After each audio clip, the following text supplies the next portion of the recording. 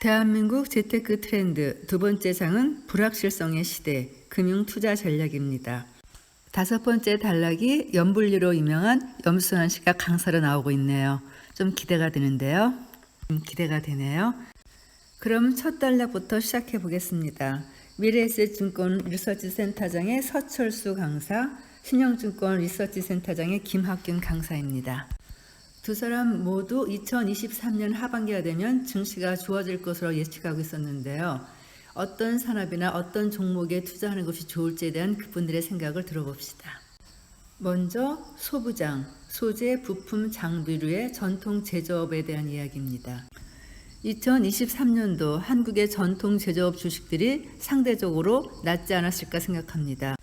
이런 기업들은 하반기에 주가가 많이 올랐지만 밸류에이션이 별로 비싸지 않습니다. 가치 대비 비싸지 않기 때문에 글로벌 투자 사이클에 편승할 수 있는 제조업에 관심을 가지는 것을 추천합니다. 반면 카카오나 네이버 같은 성장주들은 앞으로 조금 어려운 시간이 남아있을 듯합니다. 그리고 소위 4차 산업혁명을 주도하는 종목들, 즉 아마존이라든가 구글이라든가 넷플릭스, 이런 기업들이 바꾸는 세상이 앞으로도 지속될 거라고 봅니다. 그럼에도 투자자로서는 조심해야 한다고 생각합니다. 우리가 종종 투자에 있어서 낭패를 보는 것은 어떤 위대한 기업을 선택하지 않아서가 아니고 그 위대한 기업을 너무 비싸게 사기 때문입니다. 그리고 자산시장은 늘 돌고 돈다고 생각합니다. 성장주가 좋았으면 가치주에게도 기회가 오고 또 미국이 좋았으면 한국에도 기회가 옵니다. 미국 시장에서 성장주 비중이 굉장히 높아졌기 때문에 미국의 제조업 주식이나 배당주에 좋은 기회가 있다고 봅니다. 그래서 다시 한번 말씀드리지만 한국의 전통 제조업 주식에게도 2023년에 기회가 있지 않겠는가라고 생각합니다. 그 다음 한 2, 3년 전부터 ESG도 대단히 중요하죠. ESG를 다시 한번 설명해 드리면요. E는 environment, 친환경, S는 social, 사회적 책임 경영, G는 governance, 지배구조 개선을 키워드로 하는 기업 철학의 약자죠. 이 세 가지 키워드 중에서도 공통 분모가 가장 유리할 것입니다. 예를 들어 전기차나 배터리가 있죠. 그 전에 글로벌 투자 컨셉 GET를 다시 한번 설명드려야 될 것 같은데요.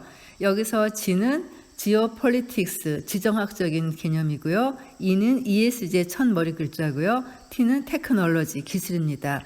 이 세 가지 원의 공통적으로 가운데 물려있는 것이 전기차, 배터리, 그린에너지, 원자재, 식량 이런 것들입니다. 국내도 비슷하죠. 태조 이방원이라고 태양광, 조선, 2차전지, 방산, 원전을 이르는 말인데 사실 대부분 비슷한 컨셉이라고 할 수 있죠. 이런 산업들은 경기랑 큰 상관없이 꾸준히 정책이 밀고 공급망 재편의 수혜를 입을 것이기 때문에 장기적으로 계속 좋을 것으로 예상합니다. 국가 측면에서 말씀드리면 인도가 넥스트 차이나로 부상하고 있습니다. 내수 시장도 크고 인구도 많죠. 여기에 미국과 중국의 패권 다툼에서 생긴 지정학적 수혜도 있어 2016년부터 상당한 속도로 주가가 상승하고 있습니다. 이어지는 다음 단락은 삼프로TV 이코노미스트 김한진 강사입니다. 시장에 있는 많은 변수를 다 헤아리려고 하지 마라. 내가 놓치고 있는 것은 아닐지 두려움을 갖지 마라. 이렇게 시작하고 있네요. 투자와 마켓 사이클의 법칙에서는 경기가 어디쯤 와 있는지 대략적인 위치 파악 정도면 충분하다라고 했다. 주식을 적극적으로 사야 할 때인지 아니면 적극적으로 팔아야 할 때인지 아니면 그 중간에 긍정적 마인드를 갖기 시작해야 할 때인지 아니면 시장에서 빠져나와야 할 때인지 정도만 파악하면 되지 지나치게 디테일하게 들어가지 말라는 것이다. 2024년은 위험이 많다. 큰 흐름에서 많은 우여곡절이 있을 테지만 그럼에도 주식을 사는 마인드로 접근하는 게 좋을 듯하다. 먼저 미국과 중국의 기술 분쟁 등의 부분에서는 수혜 기업들이 많이 나올 것이다. 앞으로 주가 수익 비율을 따질 때 기술력에 대한 평가를 높게 할 것이다. 기술력이 입증되었지만 PER이 낮은 기업들은 2023년에 새로운 기회를 얻을 것이다. 고령화는 위험 요인이면서도 기회 요인일 수도 있다. 2050년에 65세 인구가 2020년보다 8억 2천만 명이 증가한다. 이 관점에서 향후 10여 년간 바이오 헬스케어가 유명한 업종일 수 있다.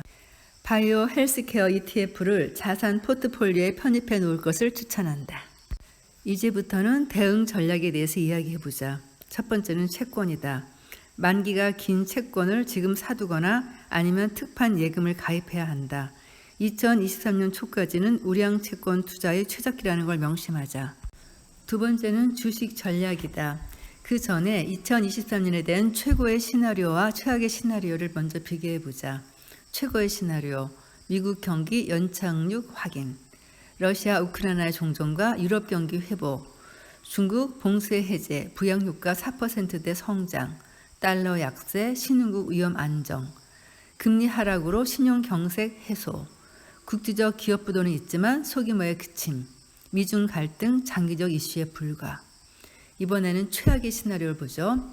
상상 초월의 세계 경기 침체, 유로존과 영국 재정 위기, 엔 폭락, 신흥국 환율 도미노 하락, 중국 금융위기 위안화 절하, 신흥국 외환위기 확산, 기업 파산 확대, 광범위한 신용 경색, 지정학적 위험 증폭.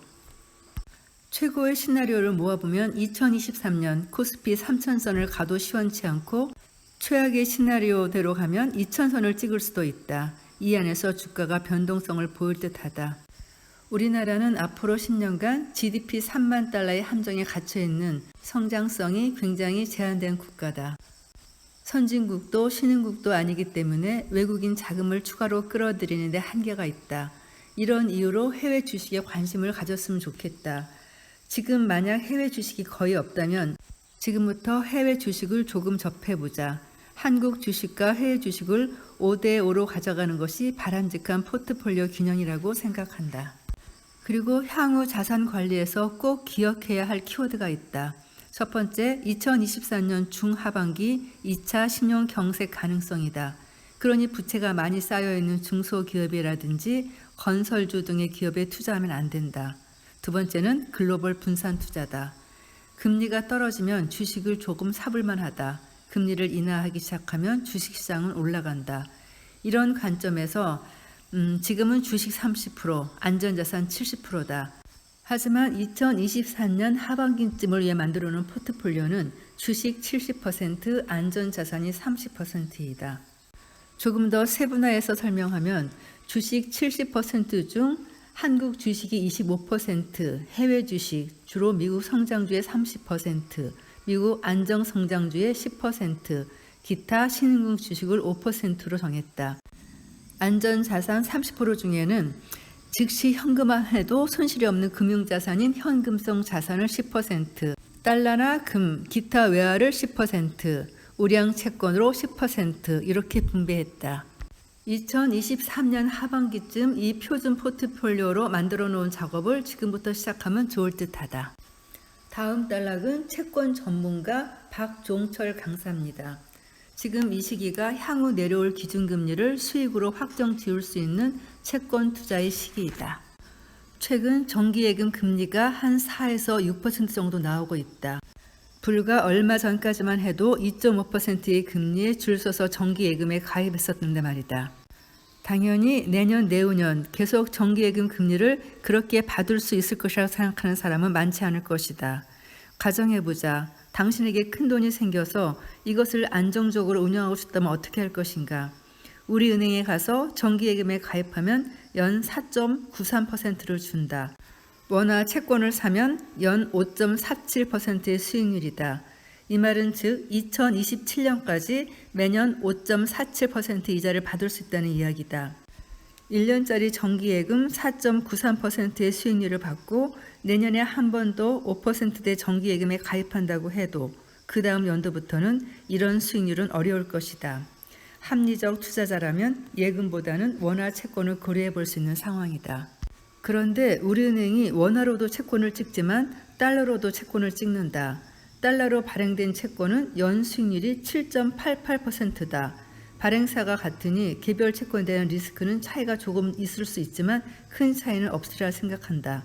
2023년까지 기준금리가 계속 오른다고 하고 상당 기간 유지된다고 하면 사실상 모든 채권은 2022년 말에 바닥을 찍고 올라가고 있다. 장기물은 이제 어느 정도 바닥을 쳤다. 투자 기회는 어디에 있을까? 2023년 미국은 기준금리를 더 올릴 것이다. 하지만 이 기조가 언제까지 유지될까? 산 정상에 올라가면 그 다음은 내려올 차례다. 기준금리도 다시 내려올 것이다. 그렇다고 보면 지금 이 시기가 향후 내려올 기준금리를 수익으로 확정 지을 수 있는 채권 투자의 시기다. 2023년 채권 투자를 한다면 안정적으로 잘 투자했다고 느낄 수 있을 것이다. 다음 단락은 이은태 KB증권의 투자주자 전략팀장의 이야기입니다. 경기 사이클이 올라갈 때 과감히 사고 경기 사이클이 꺾이면 팔아야 한다. 경기 사이클을 읽는 눈이 필요하다. 여기서는 경기 사이클이라고 했지만 어떤 분은 추세라고도 하죠. 추세를 읽지 못하면 한 방에 날릴 수 있다고요. 보통 경제가 좋으면 경제 성장률이 높고 상승장이라고 생각하고 반대로 경제 성장률이 낮으면 횡보장이라고 생각한다. 정말 그럴까? 표를 보면 상승장 때 GDP 성장률이 평균 4.8%, 횡보장 때 9.3%다. 횡보장에서 경제가 더 빠르게 성장하는 것이다. 경제가 좋다고 주식을 사면 실패하는 이유가 여기에 있다. 그렇다면 기업 이익, EPS는 어떨까? EPS가 가파르게 증가하는 시기에 상승장이 되고 EPS가 횡보하면 주가가 하락하나 했더니 아니다. 횡보장이나 상승장이나 평균 기업 이익은 5.6%씩 증가하더라는 것이다. 그렇다면 상승장과 횡보장을 결정하는 것은 무엇일까? 단기적으로 경제가 좋고 기업 이익이 좋으면 주가가 오른다. 그렇지만 장기적으로는 상승장과 횡보장을 구분하지 않는다. 15년을 주기로 나타나는 상승장과 횡보장을 결정하는 것은 두 가지이다. 첫 번째는 실업률이고 두 번째는 인플레이션, 즉 물가다. 바로 실물 경제와 금융 경제를 결정하는 데이터다. 실업률만 가지고도 성공하는 투자가 가능하다. 쉽게 말해 실업률이 올라가기 시작하면 안 좋아지는 것이니 주식을 판다. 실업률이 꺾여 내려오면 그때부터 주식을 사는 것이다. 이렇게 실업률은 실물 시장을 지배하는 데이터이다. 반면 인플레이션은 금융시장을 지배하는 데이터이다.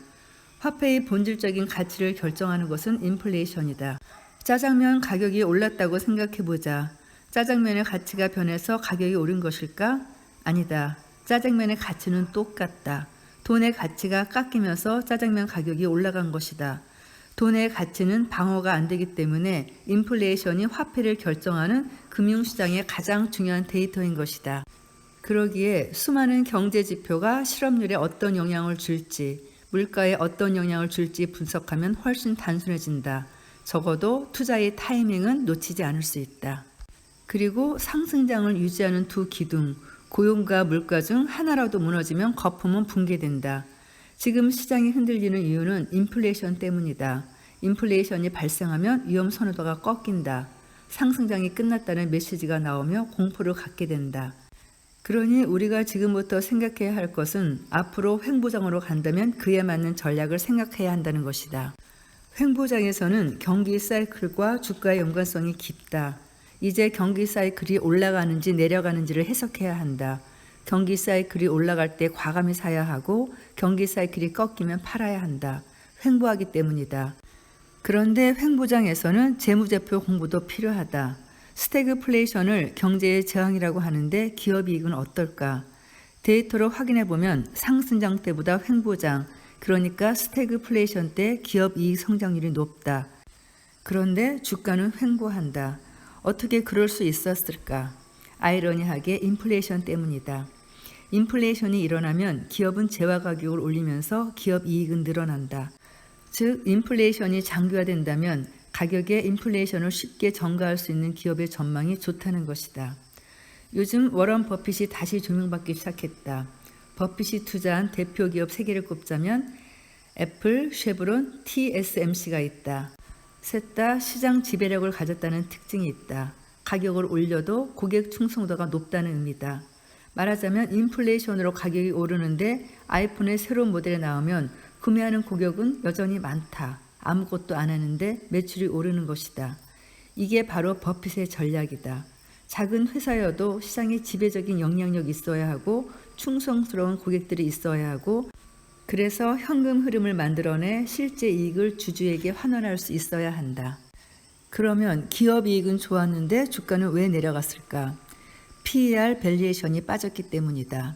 주가는 PER 곱하기 EPS다. 당기 순이익 EPS는 올랐지만 밸류에이션이 더 빨리 빠진 것이다. 그러니 횡보할 수밖에 없다.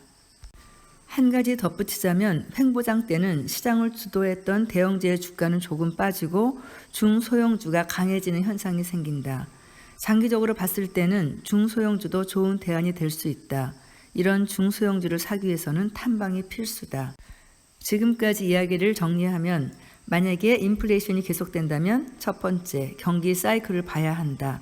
두 번째, 재무제표를 봐야 하고 세 번째로 탐방도 필요하다. 이제 이 장의 마지막 단락입니다. 2023년 우리가 주목해야 할 종목, 염블리 염승한 강사입니다. 비관론자는 명성을 얻지만 돈은 사실 낙관론자가 번다. 그러니 지나친 비관론에 빠지지 말자. 오늘의 아이디어를 나만의 것으로 만들어 투자의 기회를 찾아보자. 앞서 김한진 애널리스트도 하워드 막스의 책 투자와 마켓 사이클의 법칙에서 얻은 인사이트에 대한 얘기를 시작했는데요. 염블리도 이 책의 내용을 언급하고 있네요. 이 책 한번 꼭 읽어봐야 될 것 같아요. 많은 사람들은 주가지수 2600포인트가 넘어갈 때, 그러니까 희망 낙관일 때 주식을 산다. 3000포인트로 가면 흥분 상태로 대부분 주식을 사게 되어 있다. 언론에서도 주변에서도 시장이 너무 좋으니 당장 투자해야 한다는 이야기가 나온다. 그런데 지금은 주변에 주식하라는 사람이 없다. 빨리 탈출해라, 현금화해라, 도망가라 이런 이야기밖에 없다. 이럴 때는 기회를 잃을 가능성이 높다. 그래서 용기를 내야 할 때다.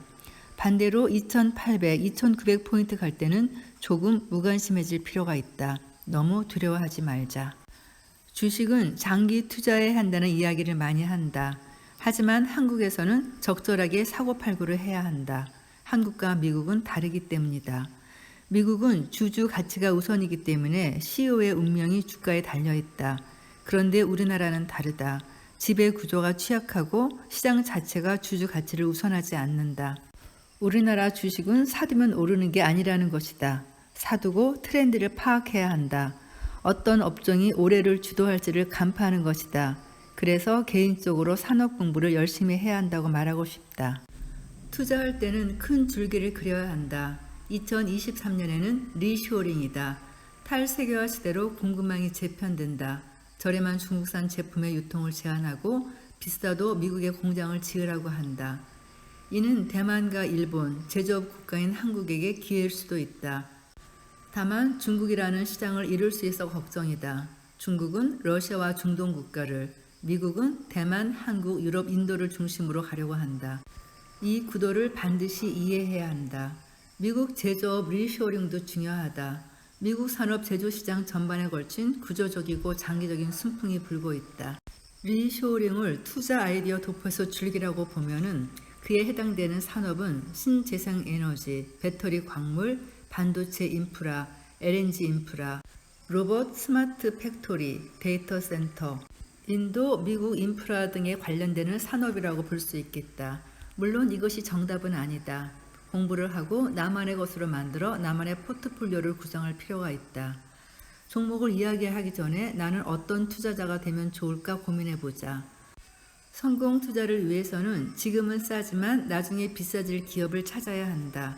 이를 위해서는 이 기업이 얼마만큼 돈을 벌지 이걸 꿰뚫어 보는 통찰력이 필요하다. 미래의 현금 흐름이 증가할 기업을 어떻게 찾을 수 있을까? 우리나라는 애플도 구글도 없기 때문에 중간재 기업을 찾아야 한다. 어떤 업종이 좋으냐를 캐치해야 하는 것이다. 그래서 업종 공부가 필요하다. 기업과 산업을 분석해서 B2B 기업에 납품하는 중간 소비재 기업에 투자할까? 애플 같은 소비재 기업에 투자할까? 중국 회복 관련주를 찾을까 등을 결정하는 게 통찰력이다. 통찰력 훈련을 위해서는 신문과 증권사 산업보고서를 읽는 게 도움이 된다.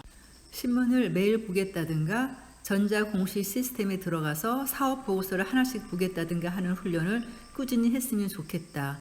이 훈련을 루틴으로 만드는 것이 성공으로 가는 사다리가 될 수 있다. 앞에서도 말했지만 투자의 본질은 싸게 사서 비싸게 파는 것이다. 싸게 사기 위해서는 가치 분석을 하고 저평가 사이클에서 용기를 내야 한다. 이 때를 알기 위해서 공부를 하고 시간을 들여야 한다. 그리고 반드시 스스로 해야 한다. 마지막으로 2024년에 주목할 종목을 소개하겠다. 하지만 공부가 중요하다는 것을 다시 한번 강조한다. 이해하지 않고 투자하면 결국 제자리로 돌아올 뿐이다. 소개할 첫 번째 종목은 포스코 홀딩스다. 포스코 홀딩스는 불황에도 최소 2조 원 이상의 철강 이익이 있다. 분기별 1.5%의 배당을 준다. 상사, 에너지, 2차 전지 소재 등 자회사가 성장하고 있으며 배터리 핵심 광물인 리튬, 니켈 정제 사업이 고성장을 이어가고 있다. 개인적으로 PBR 지표를 많이 보는 편인데 적정 PBR을 0.5로 본다. 포스코 홀딩스는 0.42배로 지금도 굉장히 저평가되어 있다. 두 번째 종목은 한화솔루션. 이제 태양광 사업에 주목해야 한다. 미국의 인플레이션 감축법 혜택뿐만 아니라 리파워 EU를 계기로 한 유럽 시장도 기대할 만하다. 또한 글로벌 태양광 생산 능력 및 수요 점유율이 중국이 차지하는 비율이 높은데 미국 입장에서는 이를 대체하고 싶어 하면서 공급망 재편이 펼쳐질 가능성이 높다. 차세대 태양광 기술 텐델셈도 주목할 요소다. 다만 비중을 확대하려면 PBR 등 지표를 살펴보고 결정하도록 하자. 현재 PBR은 1.0입니다. 세 번째 종목은 반도체 인프라 투자의 한양 ENG. 미국과 유럽에서 반도체 리쇼어링으로 인해 중국 공장이 빠지고 대체할 공장을 지어야 한다. 정부 역시 반도체 초강대국 달성 전략을 세웠다. 업황과 무관한 설비 투자 확대 수혜를 얻을 수 있다. 지금은 소형주이지만 밸류에이션이 낮게 평가되어 있어 지금 역사적 저평가 구간이라 비중을 확대해도 좋을 듯하다. PER이 3.89배고요. PBR은 0.55배네요. 한화솔루션의 PER이 13.44배인 거에 비하면 굉장히 PER이 낮네요. 다음 종목은 반도체 핵심 기술 한미반도체입니다. 반도체 후 공정 일괄 처리 장비 세계 1위 기업 한미반도체다. 반도체 패키지 절단 장비 국산화에 성공했고 HBM, 침렛이라고 했는데 저는 잘 모르겠어요. HBM 필수 패키지인 열 압착 본딩 장비, EMI 쉴드, 전자기파 차폐 장비, 저궤도 위성통신 등 첨단 기술을 보유한 기업이다. 그리고 주주 환원의 진심이다. 매년 자사주를 매입하고 소각한다. 다만 밸류에이션이 좀 높은데 주가가 오른 상태이니 눈여겨보도록 하자. PER 12.03배고요. PBR은 3.15배입니다. 다음 종목은 반도체 부품 ISC. ISC는 반도체 불량품인지 아닌지 테스트하는 소켓을 만드는 기업이다. 4차 산업혁명과 함께 고사양 반도체의 수요가 증가하고 있다. 반도체 종류도 많아지고 있다. 반도체가 다양할수록 반도체를 최종 검사할 테스트 소켓 구조는 구조적으로 증가할 수밖에 없다. 그래서 ISC도 앞으로 경쟁력이 있지 않을까 본다. 현재 주가는 좀 오른 상태지만 기다리면 분명 기회를 줄 것이다. 기업을 더 공부해서 자신의 것으로 만든 다음 투자해보자. PER이 10.72배, PBR은 1.97배입니다. 마지막으로 한 가지 종목이 더 있는데요. 역발상의 DLENC. 마지막으로 역발상을 해보자. 요즘 건설주 투자는 위험하다. DLENC는 사업 구조에서 주택 비중이 높다. 그리고 하이엔드 아파트 브랜드로 아크로의 가치가 크다. 그런데 PF 채무가 0이다. PF 채무가 뭔가 했더니요. 프로젝트 파이낸싱으로 기업의 신용과 담보에 기초해 자금을 조달하는 기존의 기업 금융과는 달리 기업과 법적으로 독립된 부동산 개발 프로젝트로부터 발생하는 미래 현금 흐름을 상환 재원으로 자금을 조달하는 방식이다. 이렇게 설명이 되어 있네요. 더 어려운 것 같아요. 저한테는. 아무튼 건설업 불황에 살아남을 체력을 보유한 회사이기에 역발상 기업으로 주목해 볼 만하다. PER 3.48배, PBR이 0.37배네요. 이상이 연불리가 추천하는 종목입니다. 연불리가 우리에게 숙제를 내준 것 같아요. 공부해 보라고요. 이상 제2장의 모든 단락의 요약을 마치고요. 다음 시간에 3장과 4장을 한꺼번에 이어서 마치도록 하겠습니다. 감사합니다.